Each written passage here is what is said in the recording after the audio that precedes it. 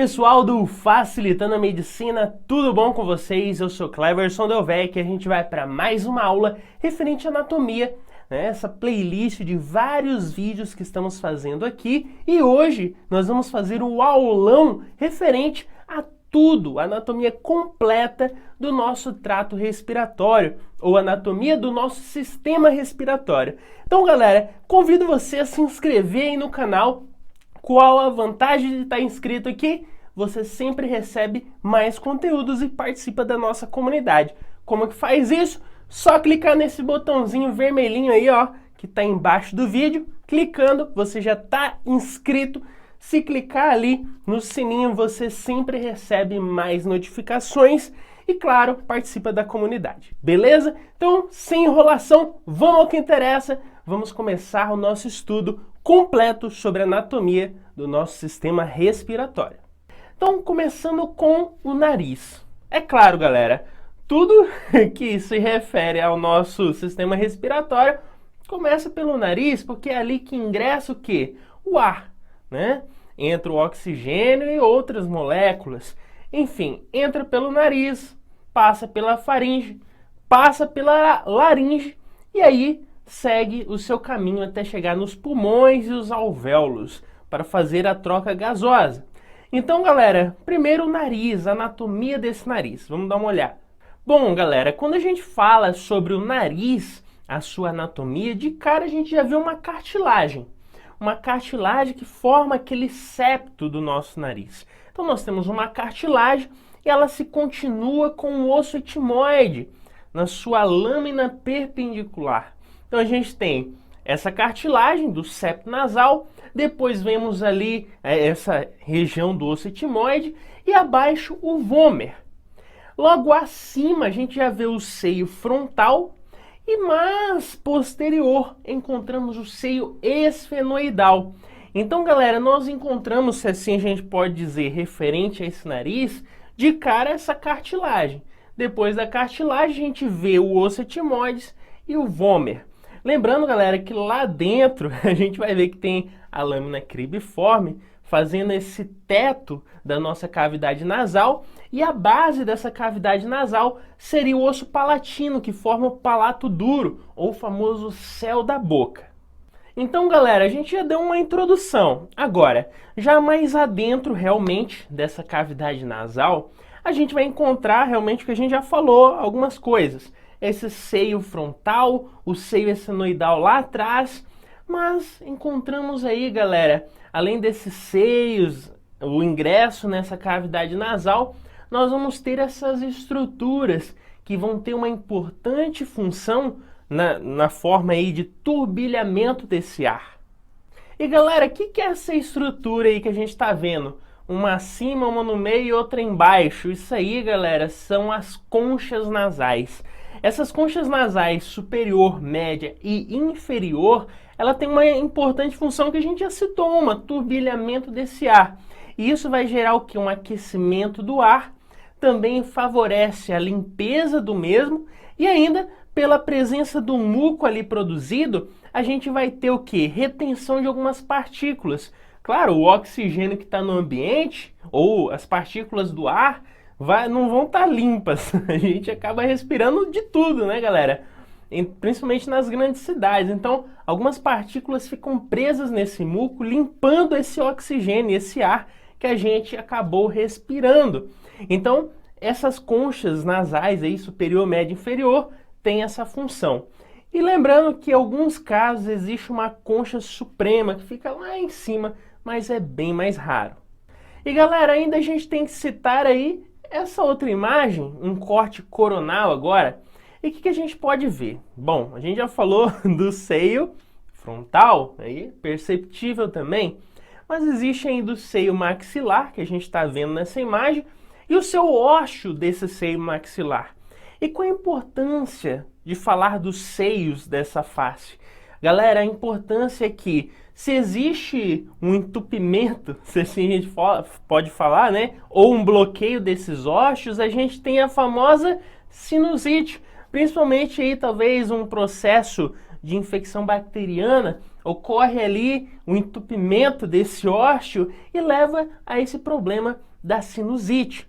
E ainda a gente pode ver aí essa porção do vômer, além também do seu septo nasal e ainda a presença das conchas, a inferior e a média no caso. Então, galera, a gente tem que perceber que essa cavidade nasal, ela está cercada pelos seios, né, que vão ter essa função, ou pode acontecer o que a gente falou da sinusite, e ainda ela vai se terminar lá na nossa faringe. A gente vai ver isso daqui a pouco. Galerinha, antes da gente ingressar realmente no que seria essa faringe, que está lá atrás da nossa cavidade nasal, então tem o nariz, a cavidade nasal e atrás está a faringe, beleza? Agora, temos que saber a irrigação vascular desse nosso nariz, o que nutre ali? Bom, a gente vai ter a nutrição advinda ali da nossa carótida, essa artéria carótida, essa carótida externa e interna. A externa ela vai soltar vasos que vão possibilitar a irrigação desse nariz aí, dessa cavidade nasal. Então vamos dar uma olhadinha. Então, galera, ó, nós temos a carótida comum. Essa carótida comum, ela se divide ou se bifurca em carótida externa e interna. Quanto à carótida externa, essa artéria, ela vai soltar o ramo que a gente chama aí de artéria facial. E essa artéria facial vai soltar alguns ramos que vão levar esse sangue arterial para a nossa região aí da cavidade nasal. Também a gente tem que citar da carótida agora interna, né? Lembra? Tem a carótida externa que a gente falou e essa carótida interna. O que ela vai fazer? Bom, ela vai soltar o ramo que a gente chama de oftálmico. E além desse ramo oftálmico irrigar partes ali da cavidade ocular, ela também vai soltar ramos que vão irrigar ali a região do nosso nariz e também da cavidade nasal. E claro, galera, existem outros ramos, como por exemplo o maxilar, que é muito importante nesse processo de irrigação, e outros vasos que vão estar ali realmente indo diretamente para irrigar essa porção interna da nossa cavidade nasal. E a gente pode citar as artérias esfenopalatinas, artérias etimoidais e até mesmo a labial superior. Agora, quando a gente fala de drenagem venosa, a gente tem que lembrar que existe essa drenagem diferente ali que vai irrigar realmente ali para o final, ou melhor, vai drenar ao final para o plexo pterigoideo. Então, ou melhor, pterigoideo, né? Ele vai levar essa drenagem venosa para esse plexo pterigoideo, também para o plexo cavernoso e ainda tendo a participação da nossa veia facial. Então essa drenagem, o que a gente tem que saber é que como destino final eles vão para esses plexos pterigoideo, cavernoso e ainda com participação da nossa veia facial. E galera, como eu falei para vocês, essa nossa cavidade nasal, nariz, ao final lá atrás nós vamos encontrar quem? A nossa faringe. A faringe tem 3 porções. Ela tem a nasofaringe, que é realmente essa região atrás da nossa cavidade nasal. Nós temos a orofaringe, que está atrás da cavidade bucal. E existe a laringofaringe, que já está lá abaixo e se comunica com o esôfago e com a nossa laringe. E claro, o destaque aqui é laringe, que a gente está falando do sistema respiratório. Esôfago faz parte do sistema ali que estaria relacionado com a digestão, ou sistema digestivo. Então, galera, vamos dar uma olhadinha nessa faringe. Então, galera, quanto a essa faringe, ela, na sua porção posterior à nossa cavidade nasal, está a nasofaringe. E ali, galera, nós vamos ter algumas estruturas, como o ósseo da tuba auditiva, também a prega salpingofaríngea. Vamos encontrar também o finalzinho ali, com o palato mole, realmente o palato duro está o famoso céu da boca, ele se continua posteriormente com o palato mole e vai formar, né, essa região que a gente vê nessa imagem. E ainda tem a tonsilofaríngea que a gente pode encontrar aqui. Então existem essas estruturas importantes que estão ali nessa região da faringe, na nasofaringe. E a nasofaringe está onde? Posterior a essa cavidade nasal. Então, galera, o ar vai se continuar. Nariz, cavidade nasal, nasofaringe, vai descender pela orofaringe, laringofaringe e chega na nossa laringe. Então, galera, nessa laringe, nós vamos encontrar logo de cara uma cartilagem, a cartilagem epiglótica. Exatamente a cartilagem que é responsável por evitar que o alimento que passa por essa faringe ingresse pela laringe. Então, o que acontece? Aquele momento que você está comendo e acaba engasgando, é porque talvez alguma partícula de alimento tentou passar por essa cartilagem. Então, galera, lembre-se, existe acima dessa laringe essa cartilagem, que é a epiglote. E ela está ali tampando a laringe, evitando que o alimento ingresse na laringe e fazendo com que ele siga pelo esôfago, depois para o estômago e assim sucessivamente. Então, de cara, depois dessa faringe, nós temos a laringe, com essa cartilagem que está aí em cima. E logo, se não tem alimento e eu estou respirando, essa cartilagem estará aberta. Agora, essa nossa laringe, à sua frente, existem várias cartilagens, que a gente vai dar uma olhadinha agora. Então, como a gente vê nessa imagem de cara, a gente já vê o quê? A cartilagem epiglótica, que a gente citou que está ali protegendo para que nenhuma outra substância ou até mesmo comida entre na laringe. Então, ela está ali como uma proteção. Agora, essa cartilagem epiglótica, logo abaixo, temos o osso hioides. Se continuando com esse osso, tem uma membrana, a membrana tiroióidea. Está ali, de certa forma, se continuando com a cartilagem tiroide, a famosa cartilagem tiroide. E aí a gente tem nessa cartilagem tiroide um corno superior e um corno inferior. E logo, se continuando, a gente tem aí uma membrana também, a membrana cricotireoidea, e que vai se terminar com uma cartilagem, a cartilagem cricoidea. E agora vamos falar sobre a anatomia da traqueia e dos brônquios. Então vamos lá. Primeiro, o que a gente tem que saber? Bom, referente à anatomia do sistema respiratório, por onde vai passar esse ar, esse oxigênio, né? O ar vai ter oxigênio e outras substâncias, mas tudo começa ingressando pelo nariz, passa pelo nariz, cavidade nasal, depois faringe, depois laringe, depois traqueia, depois a gente vai ter os brônquios. E os brônquios a gente vai entender cada partezinha dele daqui a pouco. E ainda os pulmões, que é exatamente onde vai ocorrer essa troca gasosa, que é muito importante. Então, falamos praticamente até a laringe. Agora, a continuação é traqueia. E o que é essa traqueia? O que a gente pode falar de anatomia sobre ela? Primeiro que ela se continua com laringe. Então a gente tem a laringe, abaixo da laringe a gente tem a nossa traqueia. Então, galera, logo após essa laringe, a gente vai ter a nossa traqueia. E claro, a região que vai estar delimitando realmente essa região aí entre a transição de laringe e traqueia seria a cartilagem cricoide, beleza? Então, quando a gente fala realmente sobre essa traqueia, ela é formada por anéis. Como a gente pode ver, são anéis de cartilagem. E eles serão unidos por ligamentos, beleza? Então a gente tem esses anéis, né, de cartilagem que estão formando praticamente aí essa região anterolateral. E posterior a ela está o músculo liso, beleza? Então, a gente tem essa porção anterior e lateral de cartilagem, que são como anéis, estão unidos por ligamento.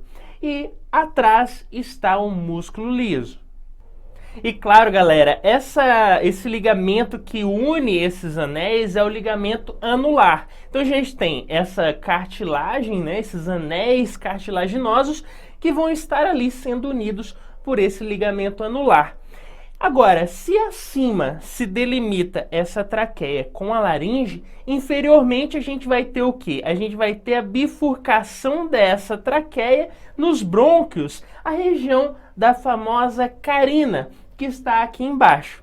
Agora, nessa outra imagem, a gente consegue ver muito melhor a composição realmente dessa traqueia, onde a gente vê anteriormente e lateral, ou anterolateral, a presença da cartilagem, beleza? Então, anterolateral está os nossos cartilagens, né? Esse formato de anel. E posteriormente está quem?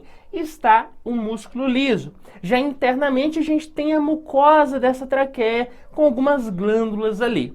Belezinha? E posteriormente, quando a gente fala de uma relação anatômica importante dessa traqueia, a gente destaca o esôfago. O esôfago que vai ter uma íntima relação com essa nossa traqueia, principalmente ali posterior. Então lembre-se, quando a gente fala de traqueia, ela está na frente do nosso esôfago.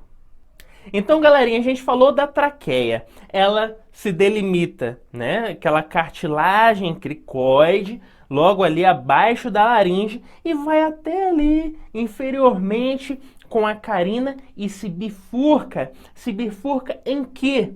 Nos brônquios. Nos brônquios principais. Esses brônquios principais que a gente tem que destacar, que existe uma diferença do brônquio direito e o esquerdo. E qual a diferença? O esquerdo ele é um pouco maior em comprimento.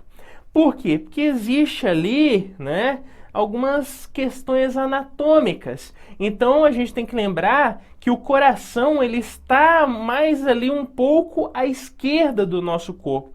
Então esse nosso brônquio esquerdo vai estar um pouquinho ali, ó, mais, né, com comprimento maior se a gente comparar com o direito. Porém o direito ele vai ser um pouco maior ali, um pouco mais grosso em relação ao esquerdo, beleza? Então essa é a grande diferença. Brônquio direito é um pouco mais grosso.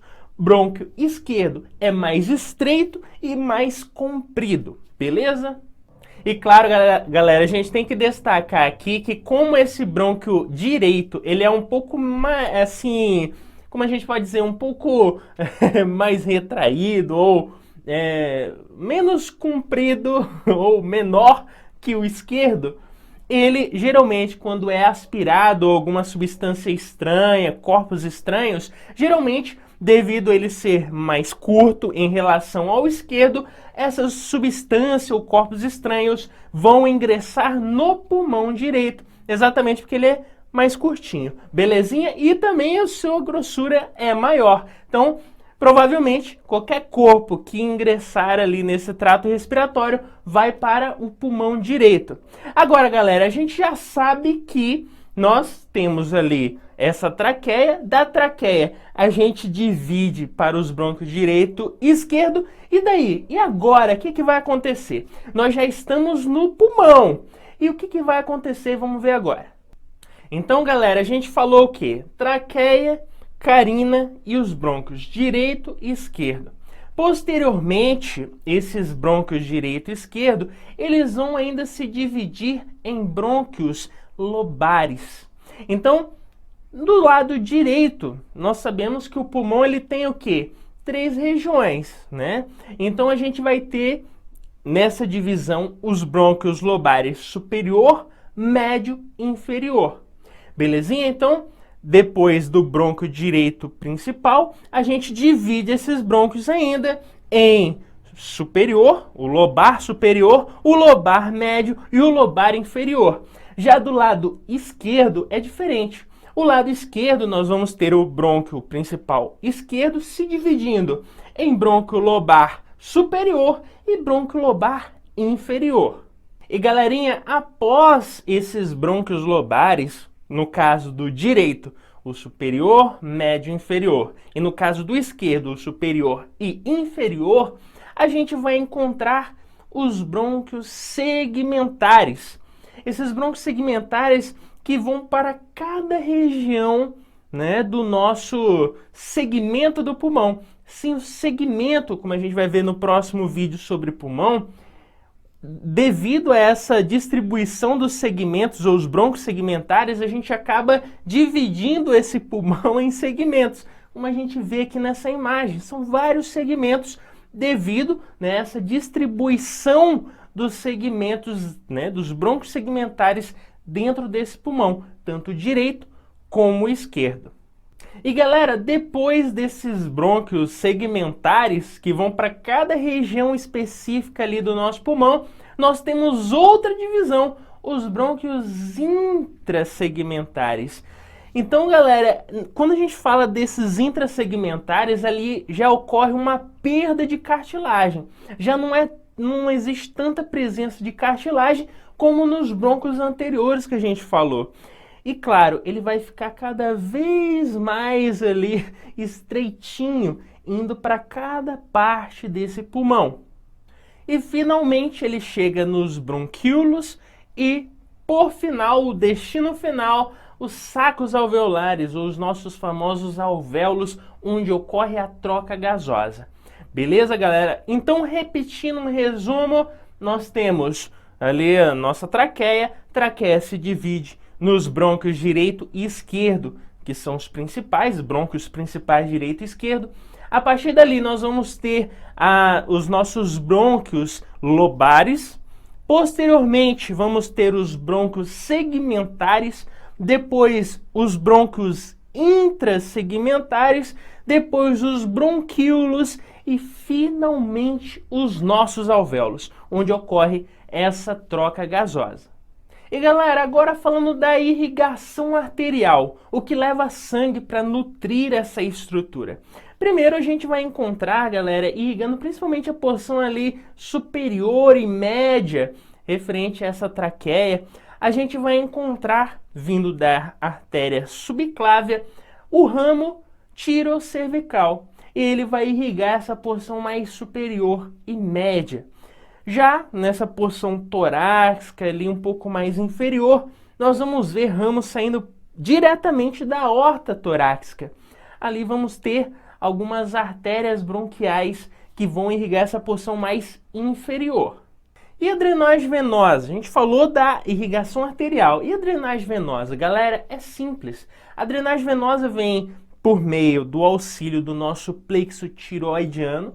E ainda vamos ter a participação aí de veias que estariam ali com a hemiásigos e a veia ásigos. Então a gente vai ter esse plexo tiroidiano, vamos ver também veias traqueais e ainda a hemiásigos e a ásigos que vão auxiliar nessa drenagem, principalmente dessa região aí de traqueia e os brônquios. E galera, quanto à inervação, né, tanto da traqueia, dos brônquios, nós vamos ter influência tanto simpática e parasimpática. A simpática, galera, vai vir principalmente ali de T2 a T4. Já quando a gente fala referente ao parasimpático, vamos ter influência do nervo vago e do laríngeo recorrente. E ainda temos ali os plexos nervosos que tanto anteriores e posteriores, que vão auxiliar também nesse processo de inervação, tanto dessa porção da traqueia como também dos brônquios. Mas a gente tem que saber que nós temos dois pulmões, e esses pulmões anatomicamente são diferentes. Eles não são iguais não, eles têm estruturas diferentes, e a gente começa falando com o pulmão direito. O pulmão direito que vai ter 3 lobos. Ele vai ter esses 3 lobos, e ele vai ser formado pelo lobo superior, médio e inferior. E o que está formando esses lobos são fissuras, ou seja, o que limita esses lobos superior, médio e inferior são as fissuras oblíqua e horizontal. Então, galera, como a gente vê nessa imagem, o pulmão direito tem 3 lobos separados pelas fissuras.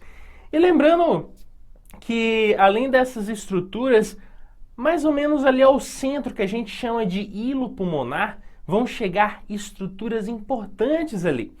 E quais estruturas seriam essas? A gente pode citar aí a artéria pulmonar, no caso a direita, porque estamos falando do pulmão direito.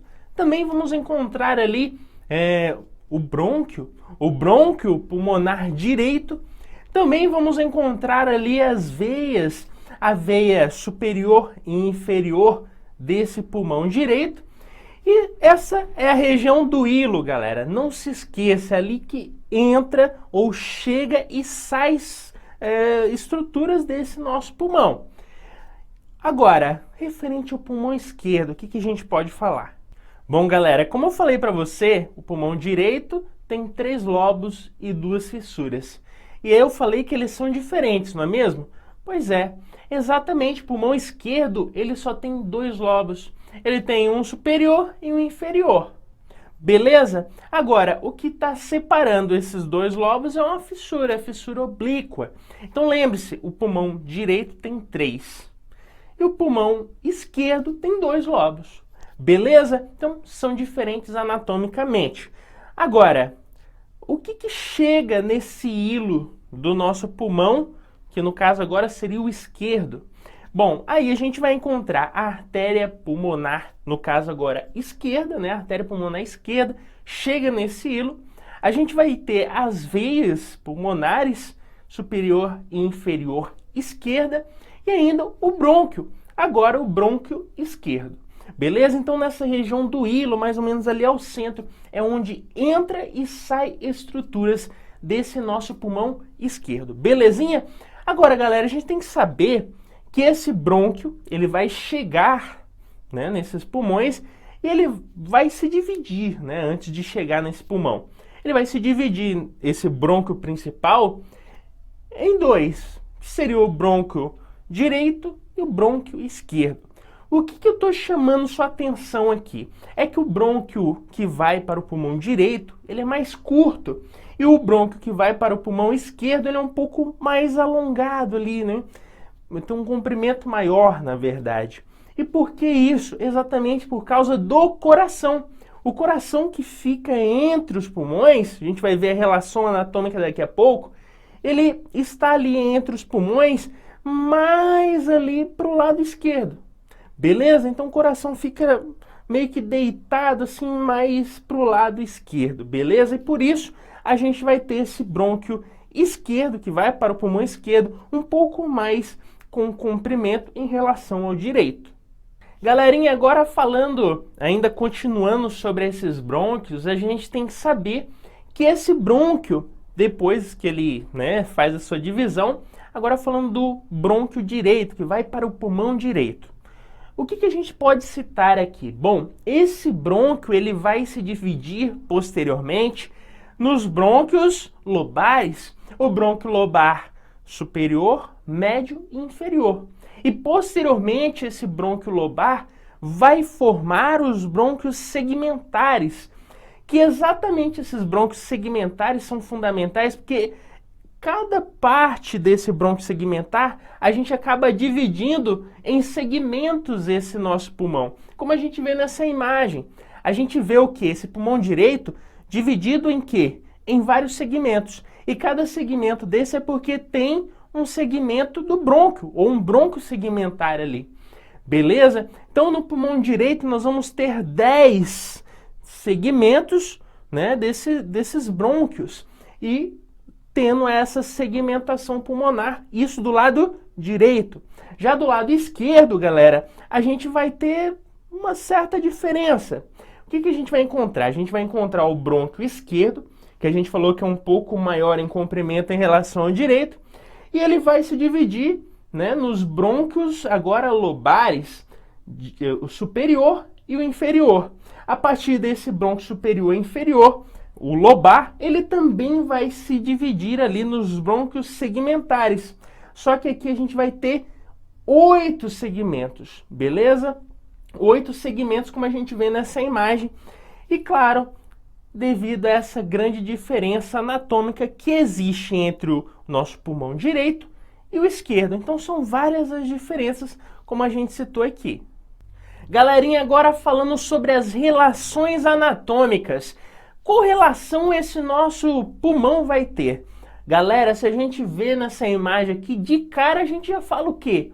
Esse pulmão se relaciona com o gradil costal, ou seja, a nossa caixa torácica. As costelas que estão ali se relacionam claramente com esse pulmão, principalmente ali desde daquela região da primeira até a nona e décima costela. Então, primeira relação, principalmente anterior, meio lateralizado, o gradil costal, né? As nossas costelas, beleza? Então, primeira relação, essas costelas. Agora, inferiormente, a gente vai ter o nosso diafragma se relacionando com esse pulmão. Ainda a gente pode relembrar de algo que a gente acabou de falar.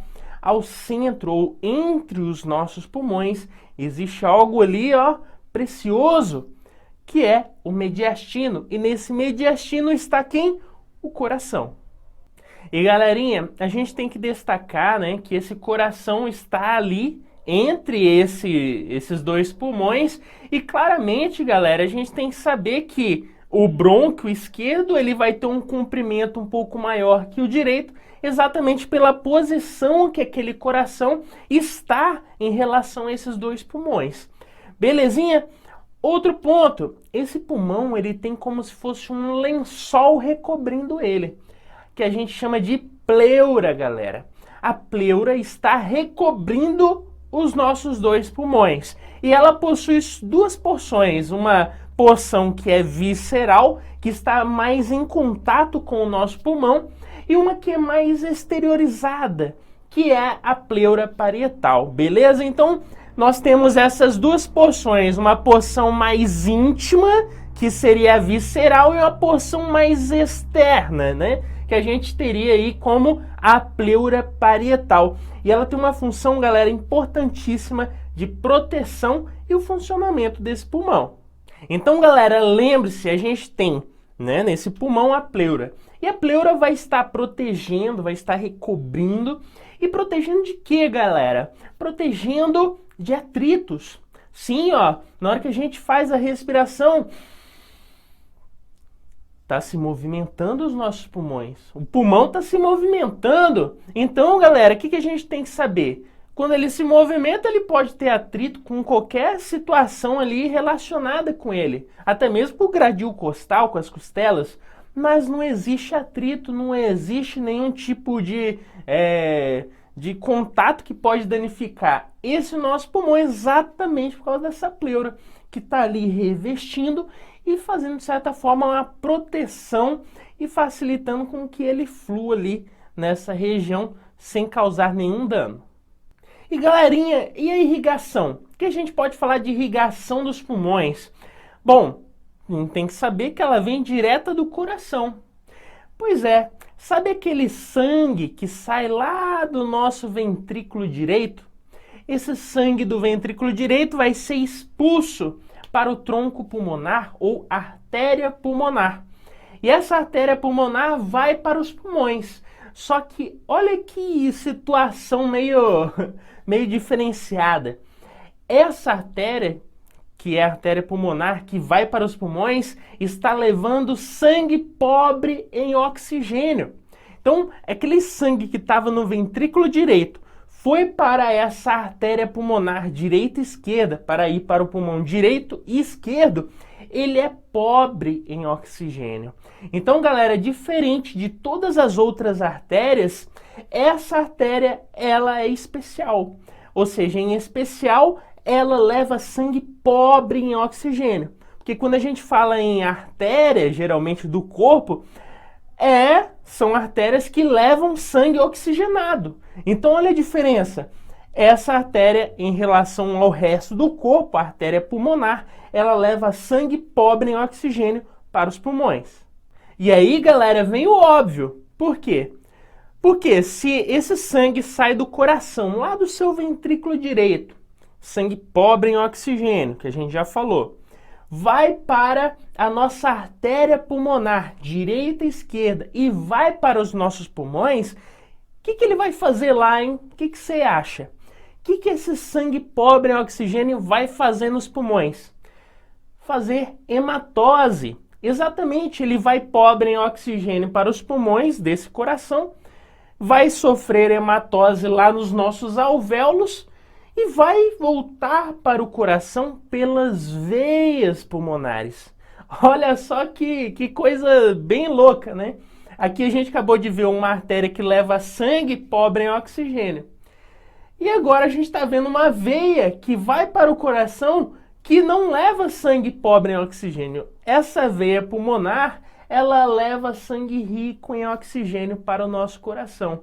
Então as veias pulmonares que saem desse pulmão, tanto a direita, superior e inferior, e a esquerda, superior e inferior, chega lá no nosso coração, no átrio esquerdo, passa para o ventrículo esquerdo e vai ser jogado para o resto do nosso corpo pela nossa artéria mestre, né, que seria a aorta.